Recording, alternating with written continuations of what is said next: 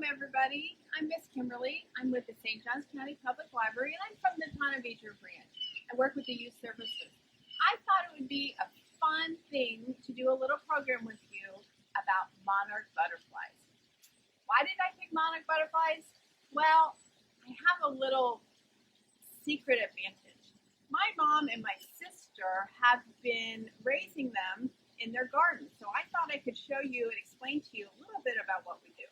First of all, what does a monarch butterfly look like? Well, when you see them flying around, their colors are orange and black. So the orange and black butterflies that are all over, that's a monarch. Did you know that monarch butterflies smell with their antennas and they taste with their feet? Kind of a fun fact. Monarch butterflies are native to North and South America. Right now, they're only found in North America, and every year they migrate in the winter. So they go to South California, or they go to Mexico.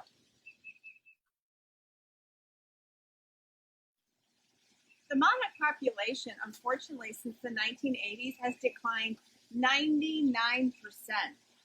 Wow! So we thought this is something that we can actually try and help and fix. The monarch butterfly needs really one very, very important thing, and we can provide that here in North Florida. They need milkweed.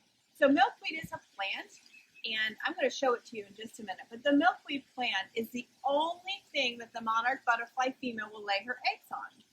And it is the only thing that the caterpillar of the monarch butterfly will eat. So you have to have milkweed. Since milkweed is getting destroyed when habitat and climate change is destroying the milkweed, then the butterflies have less to eat, and then we have less butterflies. So today we're going to look at and talk a little bit about the stages of these butterflies and the plants they live on. So come on, walk with me and we'll go look into this a little further. So I just want to take a minute and show you, this is a small number of the milkweed plants that we have going. We have a lot of them because we have a lot of caterpillars, and caterpillars do one thing. They eat, they poop, they grow. They eat, they poop, they grow. So we have to keep a large supply of plants on hand to feed them. But this is what the milkweed plant looks like. It does have different colors in the flowers sometimes, but here's the flowers, and these are what the plants are. This is what they live on. So the first thing that will happen is the female butterfly will land on one of these milkweed leaves, and she will lay eggs. She can lay 300 to 500 eggs over a 1 to 2 week period. And she secretes a little amount of glue which sticks the egg to the underside of the leaf.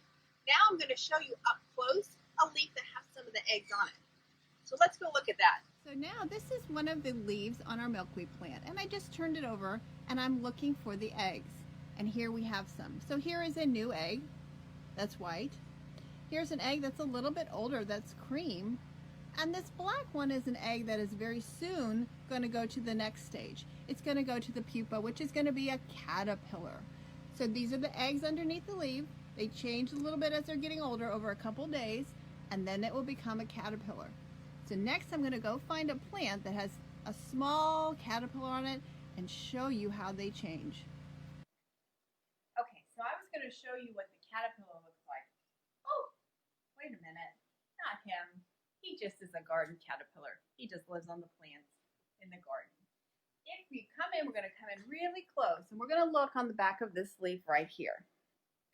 This has a very, very tiny new caterpillar. He's very little today. By the end of the day, he will be much bigger and just eat and eat through this plant. Did you get a chance to see him? I know it's hard to see. We're trying really hard to get up close because he's very tiny.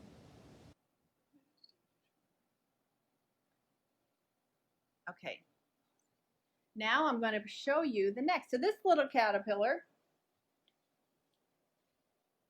is going to become like these guys up here at the top. He's a little bit bigger, he's a little bit bigger, and all they do is eat. Eat, eat, grow, grow, poop. Eat, eat, grow, grow, poop. And they just zoom along, see all along the bottom, and just eat the leaf all the way down to the stalk. That's why we needed extra plants. So when they've eaten all these up, we can give them a fresh plant to keep eating.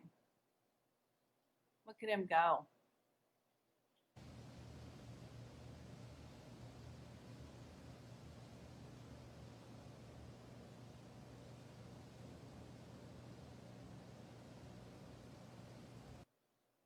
Okay, after this, they're going to turn into the chrysalis.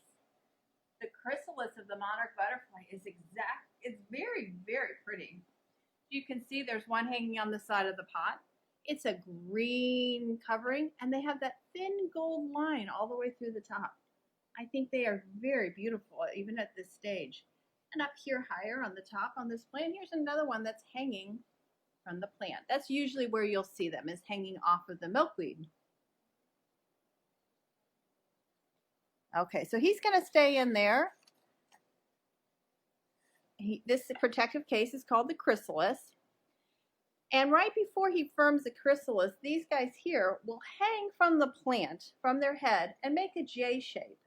And after they make the J shape, they will make their chrysalis. He'll stay in here for about 2 weeks, and then he's going to emerge as a butterfly. He'll climb out of his cocoon, and he will pump a substance called meconium from inside his body into his wings. And he pumps and pumps and pumps, and his wings will unfurl and grow. Then we hang on to them for, I don't know, maybe a day to make sure everything grows and dries well, because if they fly off with wet wings and they land wrong, their wings will get messed up and they cannot fly. So I'm going to show you where we have them in kind of a tent to keep all the critters from eating them while they have a chance to complete this life cycle. Let's show you what the tents look like. So when I was talking about tents for our butterflies, this is what I was talking about. This is really just a protective covering because everything wants to eat them. And so we can keep them in here while they're forming their cocoons and as the butterflies are emerging so they don't get eaten. So I'm going to come over in a minute. We're going to show you inside one. But this may seem like an awful lot that I told you, but you don't need to have this. You don't need to have them covered. This is just because we're producing so many butterflies. You can just have milkweed planted outside, and that will still help the monarch butterfly. But come on in and let's take a closer look inside our tent.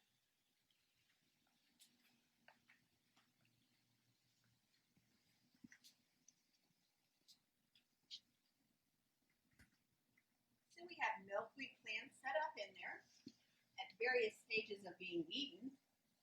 And if you look on the plants, you will see there's caterpillars munching away. And then most of them have decided to put their chrysalises on the top of this enclosure. See them hanging there?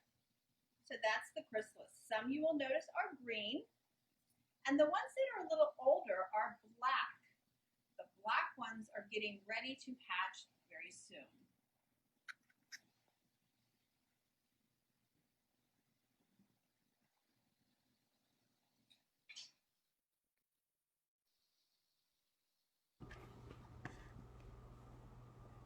When we first started on this video today, you could see all we had was chrysalises. But now look, one has decided to poke its head out. The butterfly is emerging. What a wonderful process. Look, let me show you what he turns out to look like.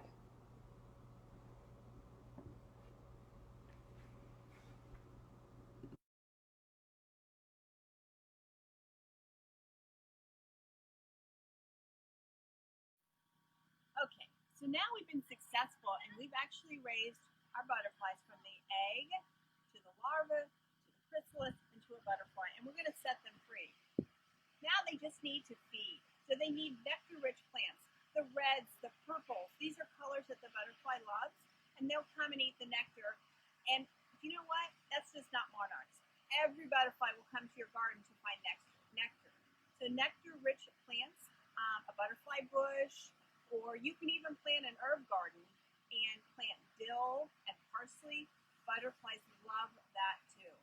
So I hope you've had a chance to think about maybe what you can do in your own backyard to help our butterfly population here in North Florida. Thank you for coming. I had a great time talking to you all today. I hope you get lots and lots of butterflies.